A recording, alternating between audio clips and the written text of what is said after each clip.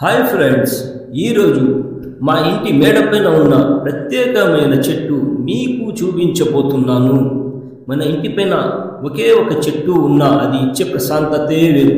చూడండి, మేడపైన ఈ చిన్న వాతావరణంలో ఇది ఎంత పచ్చగా అందంగా ఎదుగుతుందో. ప్రతిరోజు దీనికి నీళ్లు పోసి పెంచడం నాకు చాలా ఇష్టం. ఈ పచ్చదనం చూస్తుంటే రోజంతా పాజిటివ్ ఎనర్జీ వస్తుంది. ఇంట్లో కాస్త ఖాళీ స్థలం ఉన్నా ఇలా ఒక మొక్కను పెంచడం మనసుకి చాలా సంతోషాన్ని ఇస్తుంది. మా ఇంటి మేడపైన ఉన్న పూల చెట్టుకి నేనే డైలీ పూలు పెరుకుతాను. కరేపాకు చెట్టు ఉంది, అలాగే జామ్ చెట్టు కూడా ఉంది మా ఇంట్లో.